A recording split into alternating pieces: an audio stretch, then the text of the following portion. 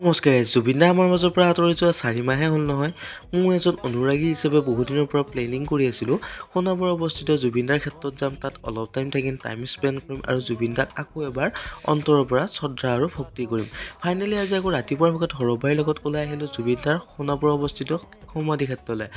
অৱশ্যে গাইজ ইয়াতে আহি কেনে মোৰ বিৰাটে বেয়া লাগিল, মানে হাজাৰজন অনুৰাগী ইয়াতে যিহেতু দিন ৰাত একাকাৰ কৰি কাম কৰি আছে, চ' সেই অনুৰাগীৰ মাজত ময়ো এজন অনুৰাগী আৰু ময়ো এজন আশাবাদী। সোনকালে যাতে জুবিন দাই ন্যায় পায় আৰু সোনকালে যাতে অসম চৰকাৰ তথা ভাৰত চৰকাৰে দোষীক কঠোৰতম কঠোৰ শাস্তি প্ৰদান কৰে। ইয়াতে আহি ফাইনেলি হাজাৰজন মানুহৰ মাজত আমিও দুজন ওলাই আহি লৈ চাকি বন্তি জ্বলাই ল'লোঁ, জ্বলাই কেনে ইয়াতে অলপ টাইম থাকি ল'লোঁ। অৱশ্যে গাইজ আৰু অলপ টাইম থাকিব মন গৈছিল, কিন্তু কি ক'ব সময়ৰ অভাৱ। আৰু ইয়াতে দেখি ল'লোঁ দিন ৰাতি ইয়াতে মানে নাম কীৰ্তন ধৰিয়ে থাকে আৰু ইয়াতে অলপ টাইম থাকি কেনে আমি আকৌ ঘৰমুৱা হ'লোঁ। চ' আজিলৈ এৰিছোঁ, নেক্সট দিন লগ পাম, তেতিয়ালৈ বাই, জয় জুবিন দা।